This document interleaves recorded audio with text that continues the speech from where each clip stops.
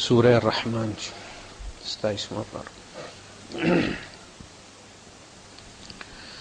احمده واصلي على رسوله الكريم، اما بعد فاعوذ بالله السميع العليم من الشيطان الرجيم، بسم الله الرحمن الرحيم۔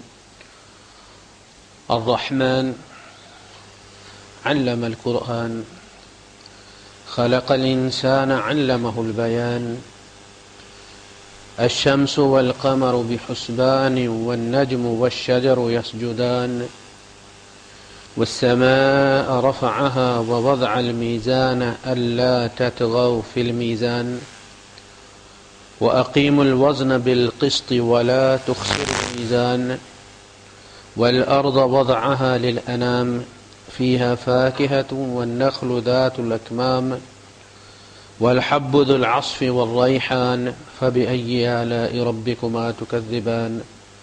صدق الله العظيم۔ رب اشرح لي صدري ويسر لي أمري واحلل عقدة من لساني يفقهوا قولي، آمين يا رب العالمين۔ الرحمن علم القرآن، الرحمن کی رحمت کا سب سے بڑا جو مظہر ہے وہ قرآن حکیم ہے، اور پھر اس کا جو سلسلہ ہے یعنی نبی کریم صلی اللہ علیہ وسلم، چونکہ قرآن آپ پر نازل ہوا تو آپ رحمت للعالمین ہیں، تمام جہانوں کے لیے رحمت ہے، تمام زمانوں کے لیے رحمت ہے۔ اس سے پہلے یہ رواج نہیں تھا، ہر نبی صرف اپنی قوم اور قبیلے میں مکلف ہوتا تھا، دوسرے قبیلے میں وہ تبلیغ کر ہی نہیں سکتا تھا، کرتا تو اللہ کی نافرمانی ہوتی۔ حضرت عیسیٰ علیہ السلام کے پاس سیدون جو بندرگاہ لبنان کی، وہاں سے کچھ لوگ گئے، سن کر کے وہاں وہ تعلیم دیتے ہیں، تو انہوں نے جا کر ہمیں تو انہوں کہتے ہیں میں بنی اسرائیل کی کھوئی ہوئی بھیڑوں کی طرف بھیجا گیا ہوں، لہذا عیسائیوں کی دعوت بنتی نہیں ہے دنیا کے لیے، کیونکہ ان کے نبی صرف بنی اسرائیل کے لیے آئے تھے، وہ دنیا کی طرف آئے ہی نہیں تھے۔ وَمَا أَرْسَلْنَاكَ إِلَّا كَافَّةً لِلنَّاسِ، نہیں بھیجا ہم نے آپ کو مگر تمام نوع انسانیت کے لیے، کوئی اب رنگ اور نسل، کوئی قبیلہ اور قوم علاقہ، کوئی جو ہے اس میں تخصص نہیں کہ اللہ کے رسول صلی اللہ علیہ وسلم صرف اس قبیلے کے، قریش کے، بنو ہاشم کے رسول ہیں۔ آپ پوری نوع انسانیت جو زمانے میں موجود تھی اس کی طرف بھی، اسی لیے آپ نے خط لکھے۔ یہ خط کسی رسول نے اس طرح نہیں لکھے۔ آپ نے ایران کو خط لکھا، کسرا کو، یہ آپ کی دعوت باہر تھی، یعنی آپ نے ایک اقدام کر کے امت کو یہ رستہ دے دیا کہ تم نے صرف جزیرۃ العرب میں محدود نہیں رہنا، نکلنا یہاں سے، میں تمام نوع انسانیت کی طرف۔ اس وقت دو ہی سپر پاورز تھی، کیسر کی تھی اور کسرا کی تھی، اور یہ آپس میں لڑتے جھگڑتے رہتے تھے، کبھی کولڈ وار کبھی ہاٹ وار ان کی چلتی تھی، کبھی وہ اس زمانے میں وطن صبح اور ہوتا تھا شام کو اور ہوتا تھا، یہ قبیلہ ادھر چلا گیا تو وطن تبدیل ہو گیا، وہ قوم ادھر اس طرح کی باؤنڈریز والے ملک نہیں ہوتے تھے۔ دونوں سپر پاورز تھیں، دونوں ایجوکیٹڈ تھیں، یعنی ان کے اندر تعلیم، فلسفے، اس زمانے کے یونانی فلسفے جب اسلامی دور میں ترجمہ کیے گئے تو اس کی وجہ سے پھر ہمارے یہاں بھی علم الکلام شروع ہوا کہ ان کا جواب دینا ہے ہم نے۔ اگر وہ ترجمہ نہ کیے جاتے تو کوئی مسئلہ ہی نہیں تھا، لیکن جب سوال اٹھ گیا، ایک سوال سامنے آ گیا، تو پھر اس کا جواب دینا بہت ضروری ہے، اس لیے کہ سوال کبھی مرتا نہیں، جب تک وہ سیٹسفائی نہ ہو دب جاتا ہے۔ آپ اسے بچہ آپ سے کوئی سوال کرتا اور آپ اسے ڈانٹ کے روک دیں اسے، وہ سوال ختم نہیں ہو، وہ چپ ہو جائے گا۔ وہ سوال پھر ہو سکتا ہے اس زمانے میں پاپ اپ کرے جب وہ یونیورسٹی میں ہے اور اس وقت وہ خود کفیل ہے، اس وقت پھر آپ کو وہ سوال مہنگا پڑے گا۔ جس وقت وہ آپ کے تابع تھا، آپ کو اپنا آئیڈیل سمجھتا تھا، اپنا ہیرو سمجھتا تھا، آپ پر اعتماد کرتا تھا، آپ اس کی نظروں میں سب سے بڑے تعلیم یافتہ تھے، اس زمانے میں اس سوال کا جواب دے دیتے تو مسئلہ ختم ہو جاتا۔ لیکن ہمارے یہاں رواج یہ ہے کہ بچہ ہو کے سوال کرے، باپ سے سوال کرے، یہ توہین ہے۔ اسی طرح مولوی صاحب سے پلٹ کر سوال کرے، مولوی کی توہین ہے، وہ تم میری بات نہیں مانتے۔ سوال جب پیدا ہوئے تو اللہ پاک نے اس زمانے میں جو ضرورت تھی دین کی، اس کے مطابق لوگ پیدا کیے۔ ایک ہے تکمیل دین، کہ دین مکمل ہو گیا اللہ کے رسول صلی اللہ علیہ وسلم کے زمانے میں. الیوم اکملت لکم دینکم. ایک ہے اس کی ضروریات مکمل ہونے کے باوجود اس کی ضروریات اپنی جگہ پہ، ضروریات مکمل نہیں ہوئی. ضروریات ہر زمانے میں بدلتی رہتی. کبھی یہ ایسی ضرورت تھے مسجدوں کی، آ جائیں نا، تو بندہ مکمل ہو جاتا ہے. 18-20 سال میں بندہ مکمل ہو جاتا ہے، اس کا بڑھنا رک جاتا ہے، ہاتھ پاؤں جو بھی نہ، تو اس کے بعد کیا مطلب ہے؟ وہ اس کا سارا سلسلہ ہی ختم ہو گیا. تکمیل کا مطلب ہے اس کی ضروریات نہیں. وہ جو بچپن میں کھاتا تھا بڑے ہو کے پھر کھاتا رہا، بوڑھے ہو تک مرنے تک کھاتا نہیں رہتا. ضروریات تبدیل ہوتی ہے کہ نہیں ہوتی؟ کبھی اسے دوائی کھانی پڑتی ہے، کبھی وٹامن لینے پڑے، کبھی انجیکشن لینا پڑتا ہے اسے. یہی معاملہ دین کا ہے. دین کی تکمیل ہو چکی ہے، دین کی ضروریات کی تکمیل نہیں ہوئی، لیکن ان کی تکمیل کا ذمہ اللہ نے لے لیا ہے. یہ بات گارنٹی کے ساتھ کہ جس زمانے میں جس قسم کے فتنے اٹھیں گے ان فتنوں کا جواب دینے کے لیے اللہ پاک بندے اٹھائے گا. وہ پہلے پیدا کر دیتے. فرعون کے لیے اس نے، جب اللہ پاک نے کہا کہ ہم نے بنی اسرائیل کی تقدیر تبدیل کرنے کا فیصلہ کیا اور ہم نے کہا چاہ کہ ان کو عزت دی جائے، وَنَجْعَلَهُمُ الْوَارِثِينَ، ان کو ملک کا وارث بنایا جائے. اوحینا الی ام موسیٰ، ہم نے موسیٰ کی ماں کو وحی کی، ان ارضعیہ، کہ تو اس کو دودھ. بچہ پیدا کیا بنی اسرائیل کے یہاں تقدیر بدلنے والا. قوموں کی تقدیر لیڈروں کے ہاتھوں تبدیل ہوتی ہے. وہ قائد اعظم نے کہا تھا نا کہ مسلمانوں کو اپنا لیڈر چننے میں انتہائی احتیاط سے کام لینا چاہیے، اس لیے کہ آدھی جنگ لیڈر کے انتخاب سے جیت لی جاتی. اگر آپ کا کیپٹن ٹھیک ہے اس کا مطلب ہے کہ وہ آپ کو لڑا سکتا ہے. کیپٹن آپ کا بودھ ہے، ہار جائیں گے آپ. لیڈر بکنے والا ہے، آپ کچھ نہیں کر سکیں گے. تو اللہ نے موسیٰ دیا بنی اسرائیل کو تقدیر تبدیل کرنے کے لیے. اسی طرح بیڑا غرق کرنے کے لیے بھی اللہ لیڈر دیتے ہیں. جب قوموں کا بیڑا غرق کرنے کا فیصلہ کر لیتا ہے تو راتوں رات نہیں ہوتا، وہ لیڈروں کے ہاتھوں ہی ہوتا ہے جو بھی ہوتا ہے. تو اسی طرح گاڑی ہے، گاڑی مکمل ہے نا، جب آپ خرید کے لاتے ہیں وہ مکمل ہے. بندہ اگر کہ کمپنی کہہ کہ گاڑی جو ہے الیوم اکملت لکم السیارہ، گاڑی ہم نے مکمل کر دی ہے، اس کا مطلب آپ گاڑی پیٹرول نہیں لے گی، آپ اسے بیٹری کی چارجنگ کی ضرورت نہیں. آپ عمرے پہ جائیں گے تو ایسے ہی اس کا دھکا لگا کے اس کی ضروریات ہیں وہ حالات کے مطابق ہوں گی. اسی طرح دین کی ضروریات ہیں اور ان کے لیے اللہ پاک بندے پیدا کرتا رہے گا. جب ضرورت تھی امام بخاری آ گئے، جب ضرورت تھی امام غزالی آ گئے، جب ضرورت تھی امام احمد آ گئے. یعنی اللہ نے پہلے، اللہ کو پتا تھا فتنہ قرآن اٹھنا ہے، امام احمد کو پیدا کیا اللہ پاک. وہ وقت آیا وہ کھڑے ہو گئے. اسی طرح قیامت تک اللہ پاک بندے اٹھاتا رہے گا. لوگ فتوے دیتے رہیں گے لیکن یہ کہ وہ بندے کھڑے رہیں گے اور دین کا کام کرتے رہیں گے. تو اللہ کے رسول صلی اللہ علیہ وسلم نے خط لکھ کر عرب سے باہر دونوں سپر پاورز کو، اگرچہ وہ مسلمان نہیں ہوئے لیکن یہ امت کو بتا دیا کہ تم نے یہاں جزیرۃ العرب میں قید نہیں رہنا، یہاں سے نکلنا، یہ دین سب جگہ پہنچانا ہے. ٹھیک ہے جی. تو اصل میں رحمت للعالمین ہے نبی کریم صلی اللہ علیہ وسلم. اب ہر پیدا ہونے والا بچہ اس تک دین پہنچانا کس کی ذمہ داری؟ حضور کی. وَمَا أَرْسَلْنَاكَ إِلَّا كَافَةً لِلنَّاسِ. ایک تو طریقہ یہ تھا کہ اللہ قیامت تک نبی کو زندہ رکھتے،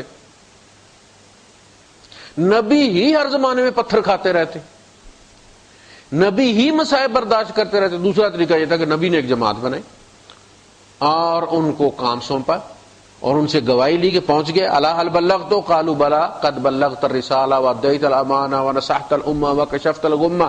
میدان عرفات میں وہ hand over take over ceremony ہو گئی حجۃ الوداع میں، اور آپ نے فرمایا فَلْيُبَلِّغُ الشَّاهِدُ الْغَائِبَ، جو تم میں موجود ہے اب یہ ان تک پہنچا دے جو موجود نہیں ہے، اگرچہ وہ ماؤں کی رحموں میں، باپ کے صلب میں ہیں، لیکن جو بھی پیدا ہوگا تمہاری ذمہ داری ان تک پہنچانا. انہوں نے تابعین تیار کیے، تابعین نے تبع، یعنی یہ جنریشن ٹو جنریشن ایک پیغام ہے. آپ دیکھتے ہیں وہ جو مشعل ہے اولمپکس کی، وہ جو دوڑتا ہوا آتا دوسرے کو پکڑا دیتا، وہ دوڑنا شروع ہو جاتا، آگے سمندر آ جاتا، وہ جہاز پہ بیٹھ جاتا ہے بیری پہ، پھر وہاں جا کے ہوتا. یہ ہے دین. جنریشن ٹو جنریشن پکڑاؤ اس کو تا آ کے قیامت قائم ہو جائے اور اتمام حجت ہو. کوئی مانے نہ مانے اس کا کوئی مسئلہ نہیں ہے، منوانا ہماری ذمہ داری نہیں ہے. ہم لوگ اصل میں فرسٹریشن میں آ کے پھر قتل عام شروع کر دیتے ہیں. جب دیکھتے نا ہمیں تو 20-30 سال ہو گئے 40 سال ہو گئے, لوگ کھانا خراب دن بدن اور ہی خراب ہوتے چلے جا رہے ہیں, بندے مارنا شروع کر دیتے. یہ جہالت ہے. منوانا ہماری ذمہ داری نہیں ہے, پہنچانا ہماری ذمہ داری ہے. انما علیک البلاغ وعلینا الحساب. بندے مارنے ہوں تو سونامی میں کیسے مارے تھے اللہ پاک نے؟ ہر ملک میں جا کے مار دیے تھے. Indonesia, Malaysia, Japan, Philippines, Thailand, ہر طرف مارے تھے کہ نہیں؟ وہ بندے مارنے میں اللہ پاک سے کوئی زیادہ تیز نہیں ہے. اس نے مارنے ہوئے تو وہ خود مار لے گا. تمہیں کہا پیغام پہنچاؤ. انما علیک البلاغ وعلینا الحساب. حساب لینا ہماری ذمہ داری, تمہارے ذمہ حساب نہیں ہے. لست علیہم بمسیطر. ہم نے تمہیں تھانے دار بنا کر نہیں بھیجا, پہنچانے والا. ہم کوئی نبی 950 سال حضرت نوح علیہ السلام نے لگائے, کوئی نبی ڈپریشن کا شکار نہیں ہوا. 950 سال ٹوٹل 80-86 بندے. اتنے تو وہ جو صدر میں کھڑا ہوتا ہے بچھو رکھ کے, وہ سانڈے کا تیل بیچنے والا, وہ گھنٹے میں اکٹھے کر لیتا ہے یار. 950 سال ذرا بھی ڈپریشن نہیں ہوا. ذرا بھی انہوں نے یہ نہیں کہا کہ میں کوئی بندے مارنے والا ایک گینگ تیار کرنا, ٹارگٹ کلر کو اکٹھے کر لوں اور کیونکہ یہ فلاں فلاں بندے کفر کے جو بڑے بڑے امام ہیں ان کو اڑا دو. حضور نے مکے میں کیا. 13 سال کوئی تھوڑی مدت نہیں ہوتی. حضور نے بلال وغیرہ جو شعیب رومی اور فلاں فلاں جو تھے, یہ بڑے مزدور تھے نا, یہ جاندار لوگ تھے. حضور ان پر مشتمل کوئی گینگ بنا لیتے اور کہتے ابو جیل وغیرہ جو ان کو رات کو اڑا دو, جہاں ملے اکیلا ٹکا دو اس کو. عتبہ کو مار دو, شیبہ کو مار دو, مغیرہ کو مار دو. حضور کر سکتے تھے کہ نہیں کرتے؟ نہیں کیا. آج لوگ کیوں مارتے ہیں؟ آج لوگ یہ کہتے ہیں نہیں جی یہ تو پردہ نہیں کرتی, تیزاب ڈال دو چہرے پہ. یہ دین ہے. تو یہ فرسٹریشن جو آج آ جاتی, اس کی وجہ صرف یہ کہ ہم نے ذمہ داری لی ہوئی ہے کہ ہم کہیں اور اگلا انکار کرے, مار نہ دیں اسے. ہم یہ سمجھتے ہیں کہ ہماری شخصیت کا انکار ہے, میری انسلٹ ہو گئی ہے. بھائی تیرا کام, تو ڈاکیا تھا, تیرا کام تھا پہنچانا, سمن کی تعمیل کروانا, حساب اللہ پاک لے گا. تو حضور نے وہ خط لکھ کر بتا دیا یہ دعوت باہر کے لیے. ہینڈ اوور ٹیک اوور ہو گیا, ہم تک پہنچ گیا نا, اس کا مطلب ہے کام ہوا ہے تو ہم تک پہنچے. ہماری ذمہ داری ہے کہ ہم آگے پہنچا دیں. سب سے بہترین رضا آپ اپنے بیٹے کو دیں, بیٹا آگے دے, آپ کے پوتے کو دے. اس طرح دین چلتا ہے. اسی طرح نماز ہم تک پہنچی, اسی طرح قرآن ہم تک پہنچے. الرحمن علم القرآن. رحمان کی رحمت کا مظہر یہ ہے کہ اس نے قرآن سکھایا. علم القرآن, اللہ کی زبان ہے, اللہ کا کلام ہے, لیکن ہم نے اسے وہ مقام دیا نہیں. ہم پڑھتے ہیں, یہ ثواب بنانے کی مشین ہے. ایک حرف 10 نیکیاں, اور الف لام میم 3 حرف 30 نیکیاں, اور ایک الف میں 3 حرف ہیں. الف لام فے مل کر الف بنتا ہے. میم میں بھی 3 ہے, لام میں بھی 3 ہے.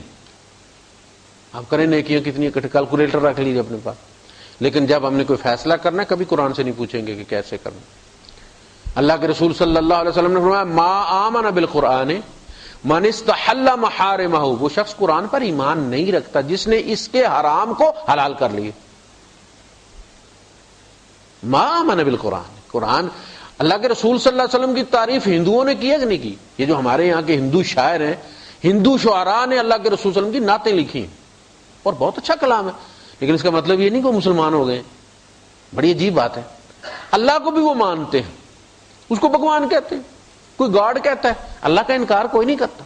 نام بدلنے سے اللہ تبدیل نہیں ہو جاتا.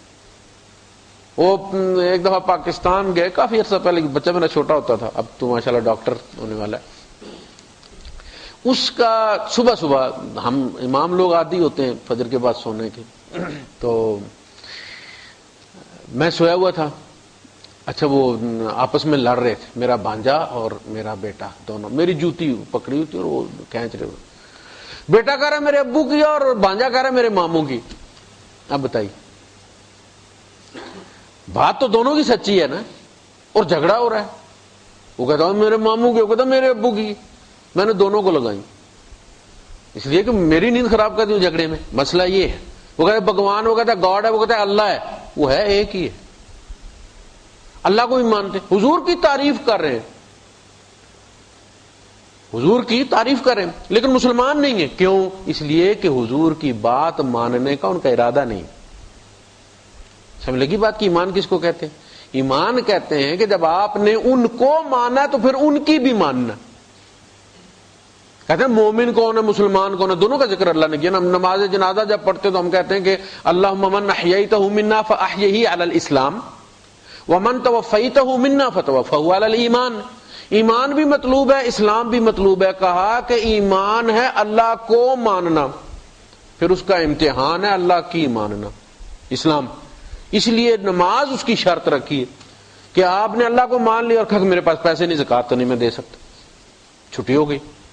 مسلمانی کیسے ثابت ہوگی؟ حج کرنا کہ پیسے ہی کوئی نہیں. روزے سال بعد دیکھی جائے گی، کہا نماز گھنٹے بعد آ رہی ہے، پتہ چل جائے گا.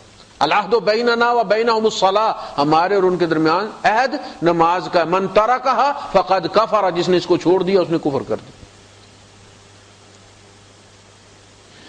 تو ما آمن بالقرآن، قرآن پر وہ شخص ایمان نہیں رکھتا اگرچہ ہندوؤں کی طرح تعریف کرتا رہے. عیسائی ہیں مصر کے، عربی ان کی مادری زبان ہے. وہ شہر میں جب گزر رہے ہوتے ہیں اور کیسٹ لگی ہوتی ہے وہاں ریکارڈنگ سینٹر جو ہوتے ہیں، تو قاری عبد الباسط پڑھ رہا ہوتا تو ان کا وہ گرائی ہے، وہ سمجھ رہے ہوتے ہیں وہ کیا کہہ رہا ہے. انہیں تو ترجمے ٹرانسلیشن کی ضرورت نہیں نا، قرآن کی تعریف بھی کرتے ہیں کہ واللہ بڑا وجد ہے اس کے اندر اور رونگٹے کھڑے ہو جائے، لیکن وہ مسلمان نہیں ہے. کیوں؟ وہ قرآن کی ماننے کی نیت ہی نہیں ان کی. تو جو شخص قرآن کے حرام کو حلال کر لیتا ہے، حضور فرماتے ہیں کہ قیامت کے دن اس کا ایمان بالقرآن، ایمان بالکتاب رد کر دیا جائے گا. ما آمن، یہ کون کہہ رہا ہے؟ یہ پروسیکیوٹر کہہ رہا ہے. قیامت کے دن مقدمہ ہم پر نبی نے چلانا ہے. ہر امت کے کیس نبی پیش کرے گا حساب کتاب کے لیے کہ یہ لے جی. وہ ریڈر ہوتا ہے نا جج کے پاس، وہ کیس رکھتا ہے، آواز لگتی ہے، پھر نبی رکھیں گے فائل، پھر آواز آئے گی ارکارا کہیں گے فلاں ابن فلاں کھڑے ہو جاؤ، آ جاؤ. وہ پروسیکیوٹر کہہ رہے ہیں کہ جس نے قرآن کو مانا لیکن قرآن کی نہیں مانی، وہ ایمان نہیں لایا قرآن. اور ہماری زندگی ساری کی ساری اسی پر مبنی، نہ جھگڑے میں، نہ شادی بیاہ میں، نہ وراثت کے معاملے میں کون قرآن کو مانتا؟ چوم کر رکھنے سے ایمان ثابت نہیں ہوتا. علم القرآن خلق الانسان علمہ البیان، اس نے انسان کو تخلیق فرمایا اور اس کو بولنا سکھایا. یعنی اللہ کی تمام صفات میں چوٹی کی صفت رحمت، باقی ساری صفات اس کے تابع ہیں. ایون کہ وہ جو قہر اور جبر ہے، مار کٹائی ہے، وہ بھی اس کی رحمت کا مظہر ہے. جب دو بھائی ہوں اور ان میں سے ایک دوسرے پر زیادتی کرے اور ماں یا باپ ایکشن لے اور زیادتی کرنے والے کو وہ تپھڑ مارے، تو وہ جس پر ظلم ہوا تھا، جس کے ساتھ زیادتی ہوئی تھی، اس پر رحمت کا مظہر ہے، وہ کہ اس کا بدلہ لیا جا رہا ہے. وہ رزاق ہے، وہ سنبھال کے رکھتا ہے، وہ قیوم ہے. یہ ساری چیزیں جتنی بھی ہیں، نگرانی رکھتا ہے، دیکھتا رہتا ہے کہیں کو اس کو مار نہ جائے. یہ ساری سمیع، بصیر، خبیر، علیم، قدیر، یہ ساری چیزیں اصل میں رحمت ہی کی ڈیمانڈز کو پوری کرتی ہیں. تو اس کی صفتوں میں چوٹی کی صفت ہے رحمان، اور اس کی رحمت کا سب سے بڑا مظہر قرآن. اس کی تمام تخلیقات میں سب سے چوٹی کی تخلیق انسان ہے. اس کے بعد قلم توڑ دیا گیا، ایوولوشن ختم ہو گیا ہے، کوئی ارتقاء نہیں ہے، کوئی نئی مخلوق نہیں آئے گی، کوئی مٹتی جا رہی ہے اسپیشیز، کوئی تخلیق. ہم نے جب احسن لقد خلقنا الانسان فی احسن تقویم، آسمانوں کے بارے میں فرمایا والسماء بنیناها بأید، ہم نے آسمان کو ایک ہاتھ سے بنایا. یہ قوت کا مظہر. ہم جس چیز سے پکڑتے ہیں اس کو ہاتھ کہتے ہیں. اللہ کا ہمارا 5 انگلیوں کی طرح ہاتھ نہیں ہے اللہ پاک، وہ اس قوت کو، اس طاقت کو جس کے ذریعے تخلیق کرتا. فرماتا ہے والسماء بنیناها بأید.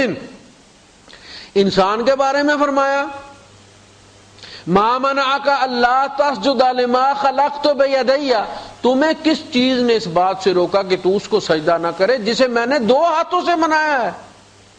یعنی زیادہ کنسنٹریشن سے بنایا، زیادہ توجہ سے بنایا ہے۔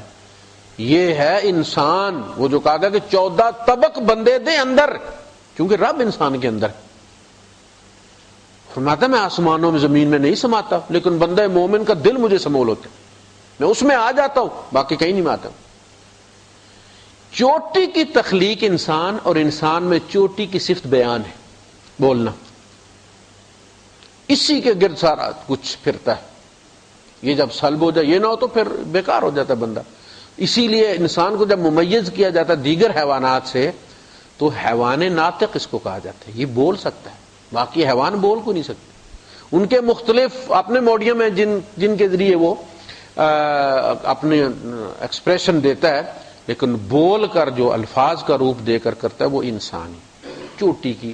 اور انسانی دماغ کے اندر بھی سب سے بڑا جو سینٹر ہے وہ سپیچ سینٹر، سب سے بڑی چیز۔ تو انسان اس نے تخلیق کیا اور انسان کو پھر اس نے بولنا سکھائے۔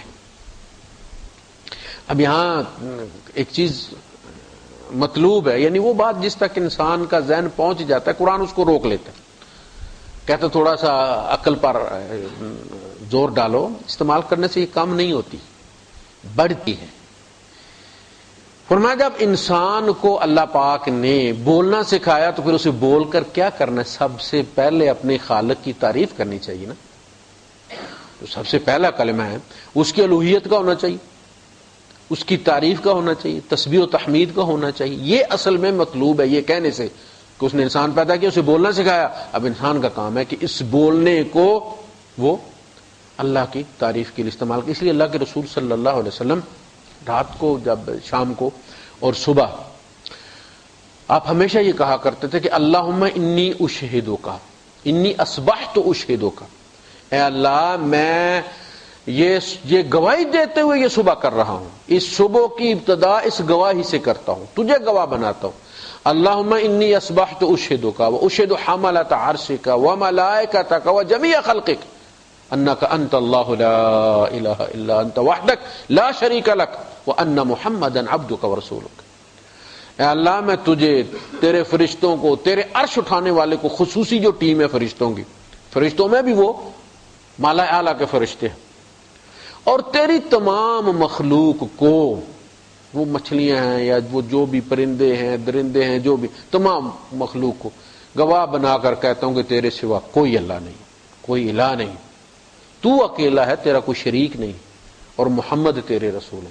جب شام ہوتی ہے تو حضور فرماتے ہیں، یعنی آخری کلام جب کرتے ہیں تو کہتے ہیں اللہم انی امسیت اشہدک، اے اللہ میں شام اس حال میں کر رہا ہوں کہ میں گواہ بناتا ہوں تجھے، تیرے فرشتوں کو، تیرے عرش کے اٹھانے والوں کو، اور تیری ساری مخلوق کو اس گواہی کے ساتھ میں گواہ بناتا ہوں کہ تیرے سوا کوئی الہ نہیں ہے، تو اکیلا ہے، تیرا شریک کوئی نہیں، اور محمد تیرے رسول۔ یہ ہے اصل میں نطق کا فائدہ، کہ یہ کلام اس کا فائدہ یہ اٹھائے بندہ کہ اللہ کی تعریف پر شروع کرے، اللہ کی تعریف پر اس کے بند کرے۔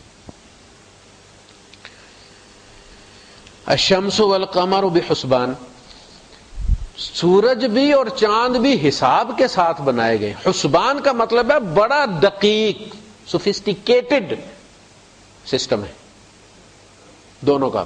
جیسے جوعان ہے نا، یہ حساب کی جمع حسبان ہے۔ وہ جو عربی ہے نا، وہ جب آپ ان سے کہیں کہ بھائی تو جب ہم تو کہتے ہیں یار وہ میرے دماغ میں نہیں تھا، تو وہ کہتے ہیں واللہ میں مشفق حسبان، یعنی وہ میرے حساب کتاب میں ہی نہیں تھا، میری کیلکولیشن میں نہیں تھا، خیال ہی نہیں تھا میرا اس کا۔ اب مسئلہ یہ ہے کہ سورج پر کبھی اختلاف نہیں ہوا ہمارا، ہیں تو دونوں اللہ نے بنائے نا، اور اللہ گواہی بھی دے رہا ہے کہ میں نے حساب کتاب کے ساتھ یہ بنائے اور یہ میرے تابع ہیں، کبھی سورج پر اختلاف نہیں ہوا۔ 25 سال کا کیلنڈر بنا لیتے ہیں لوگ، ہماری مسجدوں میں پاکستان میں لگا ہوا، اتنا بڑا ہوتا ہے، اور یہ لاہور اور اس کے ارد گرد، پنڈی اور اس کے ارد گرد، پشاور اور اس کے ارد گرد کا پورا، کہ بھائی جون میں اتنے بجے ہوگا، جولائی میں اتنے بجے ہوگا، فلاں دن اتنے بجے غروب ہوگا، اتنے بجے طلوع ہوگا، اتنے بجے نصف النہار ہوگا، اور آپ نے نماز نہیں پڑھنی۔ یہ 25 سال کا کیلنڈر بنا کے لگا دو۔ چاند کے بارے میں ہر سال جھگڑا ہوتا ہے، یہ چاند کا مسئلہ کیا ہے؟ اس کا پیٹرول کم ہو جاتا ہے، یا اس کی فین بیلٹ ٹوٹ جاتی ہے، یا ٹائر پنکچر ہو جاتا ہے اس کا. یہ کیوں لیٹ ہو جاتا, کبھی آگے ہو جاتا کبھی پیچھے ہو جاتا, اس کا نہیں بن سکتا. اسرائیل نے 100 سال کا بنایا وہ یہودیوں نے. پوری دنیا میں چاند کے ساتھ 2 ہی قومیں اپنی عبادت انہوں نے رکھی ہوئی ہے, مسلمانوں نے اور یہودیوں نے. ان کے یہاں کبھی بھی یہ اختلاف نہیں ہو. ایک ہی دن روزہ شروع ہوتا, ایک ہی دن ان کی عید ہوتی. ہمارے یہاں وہ لندن میں بیٹھے ہوئے, اچھا جی یہ کھا رہا ہے, وہ نہیں کھا رہا, وہ سعودی مصری کھا رہے ہیں, پاکستانی منہ لٹکا کے بیٹھا ہے, اور تمہیں کیا ہو گیا ہے؟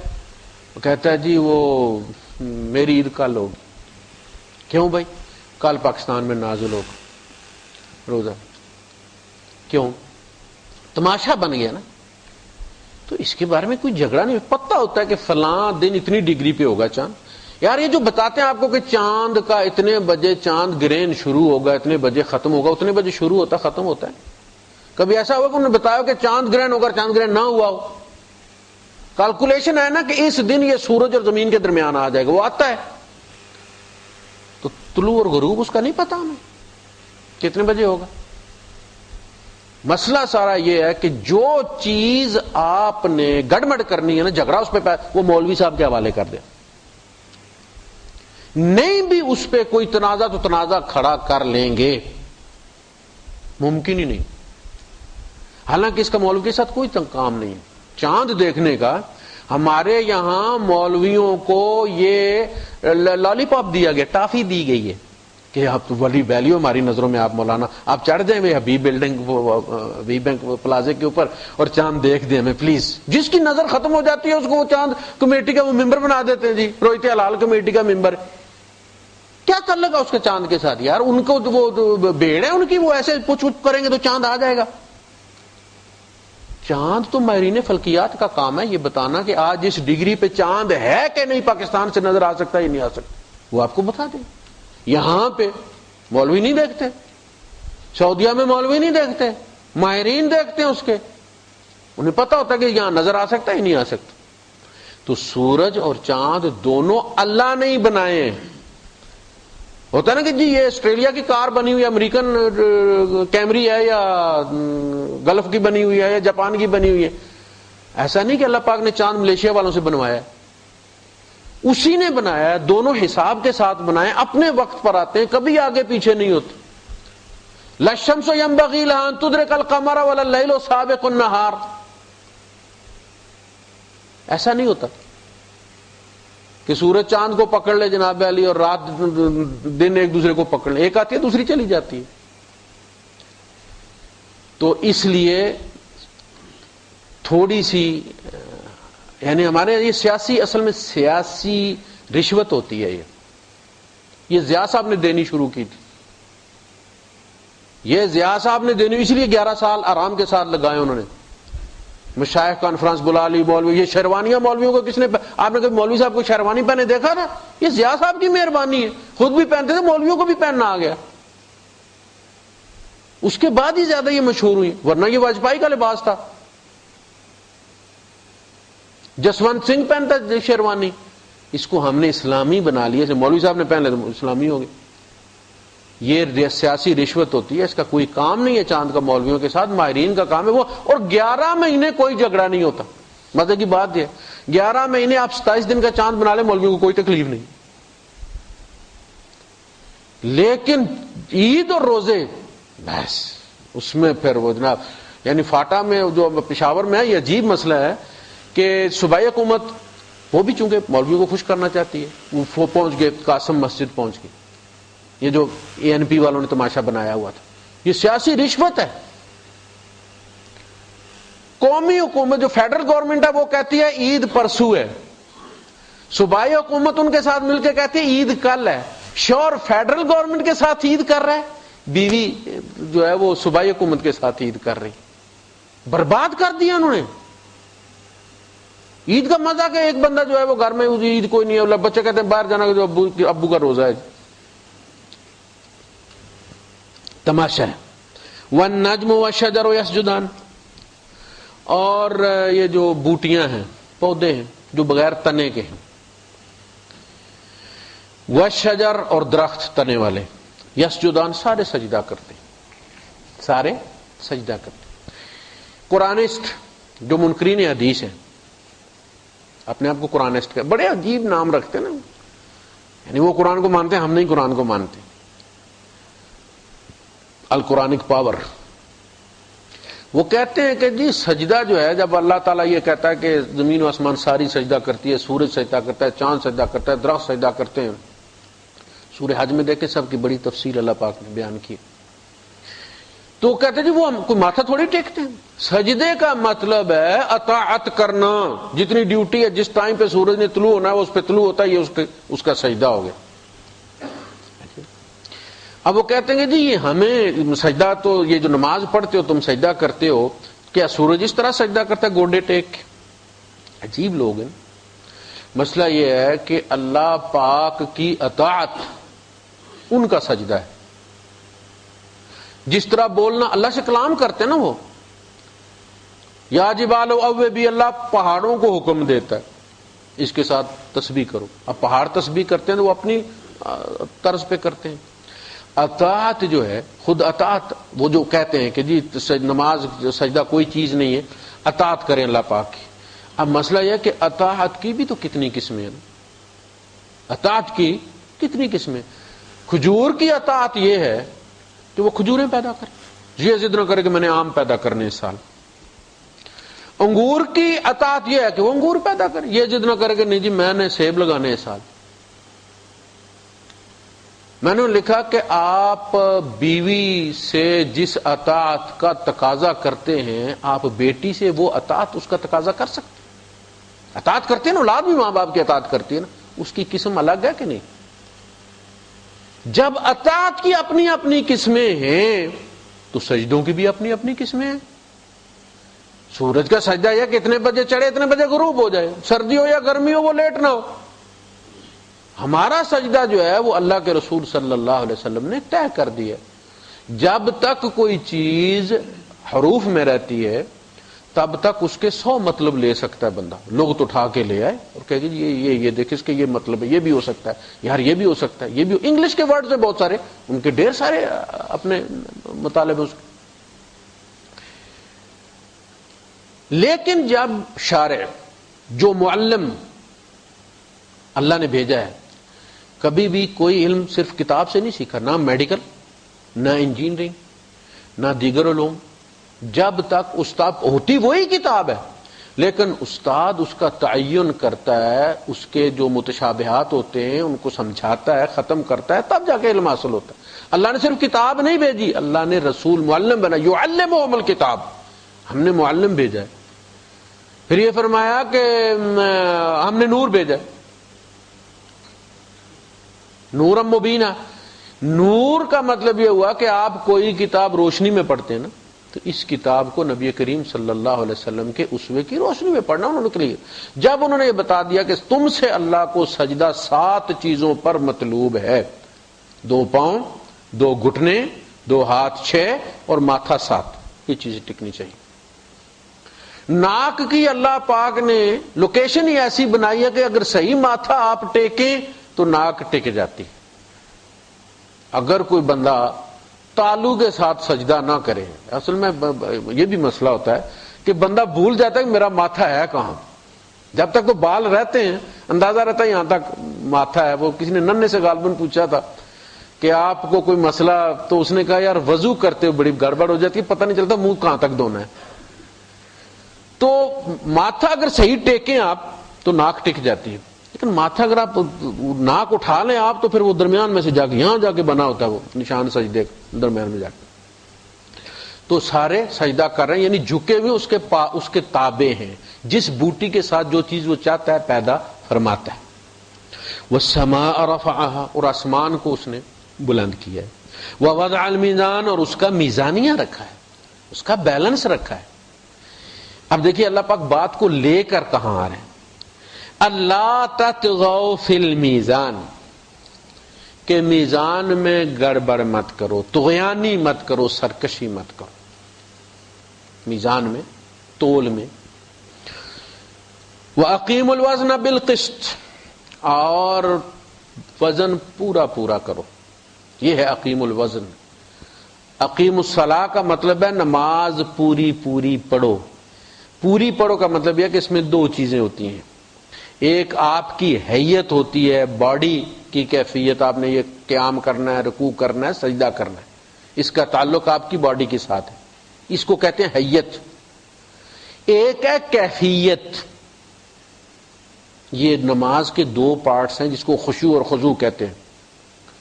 ہماری نماز قائم نہیں ہوتی اس لیے کہ اس میں ایک ہی پارٹ ہوتا ہے، باڈی ہماری کھڑی ہوتی ہے، اللہ سے توجہ کوئی نہیں ہوتی ہماری. وہ دوسری چیز جو مطلوب ہے، حیت اور کیفیت دو چیزیں. جو حیت ہوتی ہے وہ ٹیریٹوریل ہوتی ہے، ایک جگہ ہے جہاں آپ کھڑے ہیں، آپ نے قیام کیا، رکوع کیا، سجدہ کیا، ٹھیک ہے. وہ لمیٹڈ ہوتی ہے، اس کا ٹائم ہوتا ہے، آپ نے 5 منٹ کھڑے رہنا ہے، جتنی صورت لمبی پڑھیں گے 10 منٹ میں فارغ ہو جائیں گے، لیکن اس کی ایک ٹائم لمٹ ہے، ٹھیک ہے.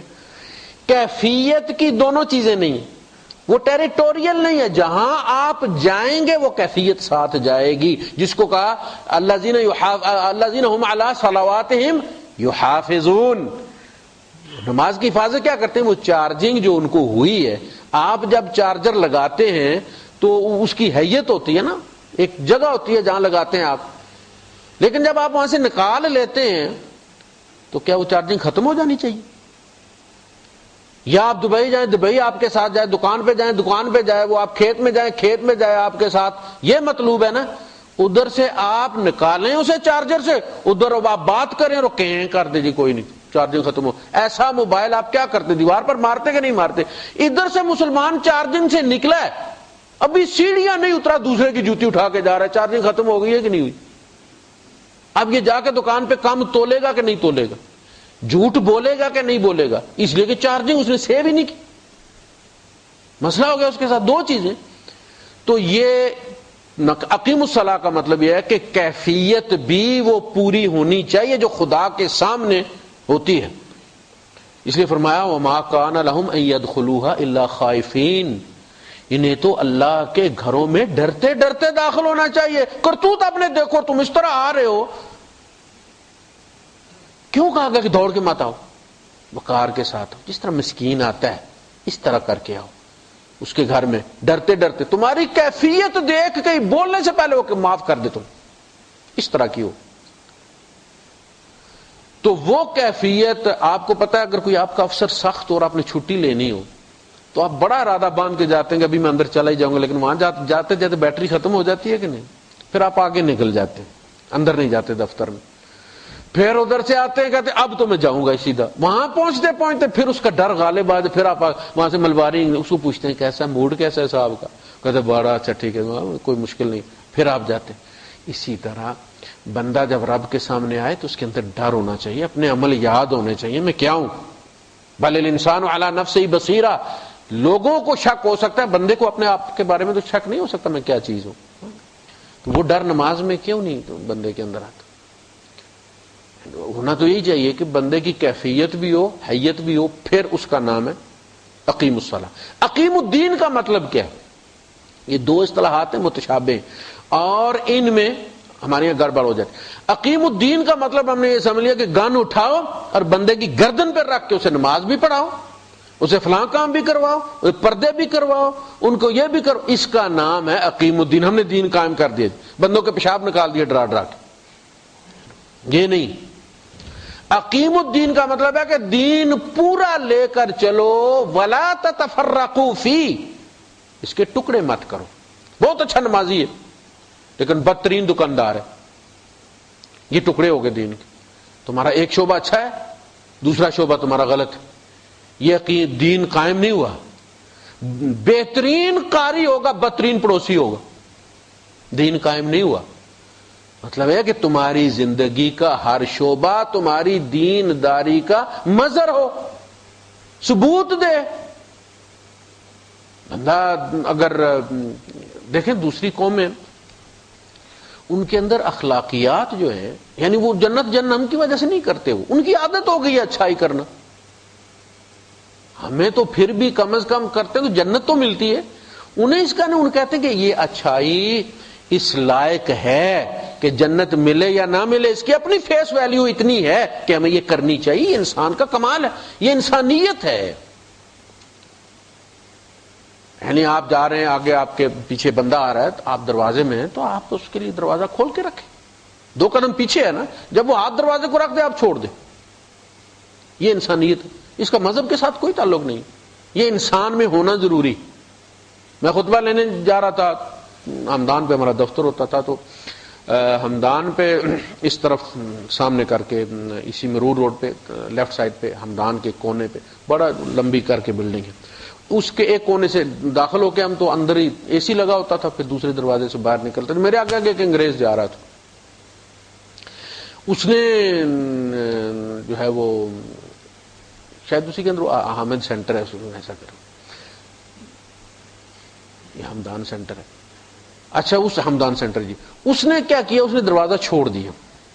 جب دروازہ چھوڑ دیا تو اسے احساس ہو کہ میرے پیچھے کوئی بندہ آ رہا تھا. وہ ایسے بجلی کی طرح پلٹ کے اس نے دروازہ کھولا اور مجھے بار بار سوری سوری کرتا رہا. میں نے دروازہ چھوڑ دیا تھا, ویری سوری. عجیب بات ہے, یہ ہوتی ہے انسانیت. جاپان میں نے دیکھا کہ کمال کا ملک, 90% ان کے اندر اسلام ہے. کلمہ پڑھ لیں تو وہ پکے مسلمان. میں آپ کو یہ بتاؤں, اگر اسلام نے دنیا میں پھیلنا, میں قسم کھا کر کہتا ہوں کہ یہ یورپ والے, یہ قوم مسلمان ہوں گی تو اسلام پھیلے گا. ہم اسلام پر بوجھ ہیں, کلنک کا ٹیکا ہے, بدنامی ہم اسلام کے لیے. ہمارا کردار اس قابل نہیں ہے کہ ہمیں دیکھ کے وہ مسلمان ہو جائے. وہ قرآن پڑھ کے مسلمان ہوتا ہے, ہمارے اندر آ کے تو وہ کنفیوز ہو جاتا ہے کہ اگر یہ اسلام ہے تو یہ کیا تھا جو میں پڑھ کے آیا ہوں. انہوں نے ایک نو سموکنگ زون بنایا ہوا ریلوے اسٹیشن پر. اچھا اس میں برف باری ہو رہی ہے, -14 ٹیمپریچر ہے. میں نے, اچھا آپ اندازہ کریں, مری کے پاس ہم رہتے ہیں, میں نے پہلی برف باری زندگی میں جاپان میں دیکھی. مجھے عادت, یہاں بھی کہیں جانے کی عادت نہیں ہے. پاکستان میں بھی میں نہیں نکلتا. کوئی مصیبت, کوئی مر جائے بندہ, جانا پڑ جائے تو جانا پڑ جائے. میں شادیوں میں بھی شرکت نہیں کرتا, میں جاتا ہوں اپنے گھر کا ہو کے رہ جاتا. فیصل مسجد میں نے نہیں دیکھی تھی. انڈیا سے ہمارے قاضی عبد الرحیم صاحب آئے اپنے بھائی کے پاس, انہوں نے دیکھ لی. تو جب انہوں نے میرے ساتھ شیئر کیا اسلامیہ اسکول میں, انہوں نے بتایا میں فیصل مسجد کی, مجھے بڑی شرم آئی. 55 کلومیٹر ہے ہمارے گھر سے. پھر میں گیا شرم و شرمی کہ یار میں بھی دیکھ ہی لوں فیصل مسجد. تو وہاں وہ برف باری ہو رہی تھی. اچھا جب وہ میں نے دیکھی برف باری, میں چلتا جا رہا تھا, وہاں کے جو اسلامک فاؤنڈیشن ہے ان کے جنرل سیکرٹری سراج صاحب میرے ساتھ تھے. تو وہ جب گرنی شروع, تو میں نے کہا شاید اوپر فیکٹری سے روئی گر رہی ہے. میں نے پہلی دفعہ برف باری دیکھی. ہم نے تو جمی ہوئی برف دیکھی ہے نا, تو میں نے سمجھا اولوں کی طرح پڑتی ہوگی. پہلی دفعہ دیکھا کہ وہ, میں نے کہا یہ کیا, اوپر میں نے دیکھا ان کے برف باری شروع ہو گئی. یہ برف باری آ کے گرتا ہے اور وہ پانی بن جاتا ہے. ہم گئے ریلوے اسٹیشن پر, ایک بوڑھا سا جاپانی اس میں اسموکنگ زون کے اندر باہر, انہوں نے باہر بنایا اسموکنگ زون, وہاں کھڑا ہے. وہ بڑی سی اسٹرے کھڑی ایسے کر کے پڑی ہوئی ہے, تو اس کے پاس کھڑا ہے سگریٹ, اور سردی سے کانپ رہا ہے وہ, لیکن وہیں سگریٹ پی رہا ہے جہاں سگریٹ پینے کی اجازت ہے. PIA میں دیکھیں لکھا ہے نو اسموکنگ زون, ڈٹ کے پیتے ہیں. اور وہ منع کرے تو آگے سے لڑائی بھی کرتے ہیں. پیسے نہیں دیے ہوئے, اور پیسے تم نے سواری کرنے کے دیے, سگریٹ پینے کے دیے. وہاں میں نے کسی ریلوے اسٹیشن پہ کوئی کچرا نہیں دیکھا. ریل ایسی صاف تھی جیسے پلیٹ صاف کرتے ہیں ہم لوگ, ریل ان کی. واپس پلٹ کر ہم آئے تو حج فلائٹیں جا رہی تھی اسلام آباد, وہاں ہم یہ سین دیکھ کر آئے کہ میں نے کسی ریل گاڑی میں کوئی کچرا نہیں دیکھا, ریلوے اسٹیشن پر کوئی کچرا نہیں دیکھا. ریل گاڑیوں میں وہ بات نہیں کرتے, وہ بات کرنے والے کو اجڑ سمجھتے, جنگلی.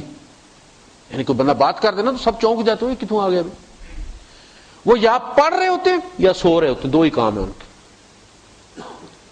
وہ پیک ہو کے لگے ہوئے اس میں اور سوئے ہوئے, سینڈوچ بن کے سو رہے ہیں. وہ ایک کا سر ادھر لٹکا ہوا, دوسرے کا ادھر لٹکا ہوا. یہ ان کا طریقہ کار ہے. جب یہاں آئے ہم, تو جس نے, سردیوں کا زمانہ تھا, جس نے کنو کھائے, کنو کی ڈیری لگی ہوئی ہے اسلام آباد ایئرپورٹ پر لاؤنج میں.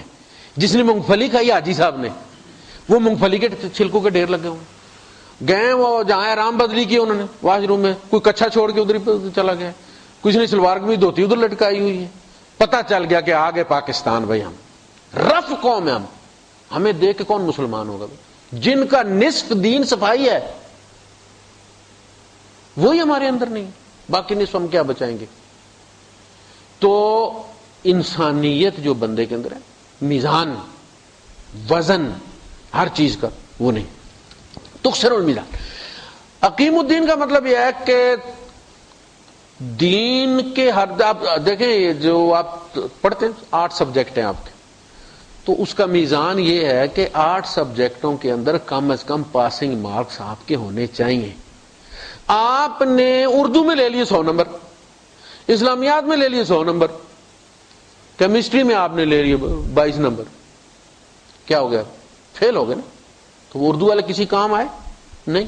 ہماری زندگی کا یہ کہ اچھی نماز پڑھیں گے، اوابین بھی پڑھیں گے، اس میں ہو سکتا ہے سپارہ قرآن بھی پڑھ لیں، لیکن جو جائیں گے وہ وہاں جا کے جناب علی گھر پڑوسیوں کے معاملے میں کوئی تمیز نہیں کہ بھئی یہ پڑوسی ہے، بائی دا وے اس سے غلطی بھی ہو گئی ہے، معاف کر دیتا، درگزر کر دیتا، رشتہ داروں کے حقوق ہیں اور بہت ساری چیزیں ہیں. اسلام یہ کہتا ہے کہ اگر تم نیک ہو، بھائی صاحب اگر ایک سیل ہے اس کے اندر چارجنگ ہے، وہ آپ بیٹری میں ڈالتے ہیں ٹارچ چلتی ہے نا، کھلونے میں جب آپ ڈالتے ہیں کھلونا دوڑتا ہے نا، تو انکار کر دیتا نہیں ٹارچ میں جلوں گا. آپ نماز مسجد میں آ کے کیوں جلتے ہیں؟ دکان پہ کیوں نہیں جلتے؟ اس کا مطلب ہے چارجنگ کوئی نہیں، فراڈ ہے. اللہ کو دھوکہ دینے آتے ہیں ہم، ٹائم اور ٹائم آ کے اس کو گولی دے جاتے ہیں، چوم چاٹ کے ادھر چھوڑ جاتے ہیں، وہ کہتا ہے مجھے ساتھ لے کے جاؤ. یہاں دیکھا نا ہم نے جو اولڈ ہاؤسز میں چھوڑے ہوئے اپنے والدین، وہ کہتے ہیں میں نے پوتوں کو دیکھنا ہے، مجھے لے کے چلو، آدھے گھنٹہ رہ کے میں آ جاؤں. وہ نہیں وہ کوئی لفٹ کرواتے، ادھر ہی چوم چاٹ کے ماتھا تو آ جاتے ہیں. ہم اللہ کے ساتھ یہ کرتے ہیں. وہ کہتا مجھے ساتھ لے کے جاؤ، دکان پہ ساتھ بٹھاؤ مجھے. اب دکان پہ ساتھ بٹھا کے ڈنڈی تو نہیں ماری جاتی، گاڑی پہ ساتھ رکھ کے گانا تو نہیں سنا جا سکتا. خدا تھا ساتھ ہے اور ہم نے گانا لگایا ہوا ہے، نہیں پھر تو وہ تازہ تازہ گلونا پھر نہیں سنا جا سکتا. اس کے لیے ضروری ہے کہ خدا کو مسجد میں ہی ہاؤس اریسٹ کر کے جاؤ، ادھر آؤ 5 ٹائم چوم کے چلے جاؤ. یہ بات ہے. خدا ہمارے گھروں میں کوئی نہیں ہے، ہماری زندگی میں کوئی نہیں ہے، ہماری دکان میں کوئی نہیں ہے، ہمارے بیہیویئر میں کوئی نہیں ہے، اور اس کا نتیجہ آپ کے سامنے. فیل قوم ہے ہم لوگ. یعنی جتنی بیماریاں ہمارے اندر ہیں یہ اللہ کا احسان ہے، نبی کی دعائیں ہیں، ورنہ ان سے آدھی ہوتی تھی اللہ کی قسم تو اللہ قوم تباہ کر دیتا تھا. قوم شعیب جو تھی مدین والے، کام تولنے اور ناپنے کی وجہ سے برباد ہو گئے. قوم لوط، وہ سارے کام ہمارے اندر موجود.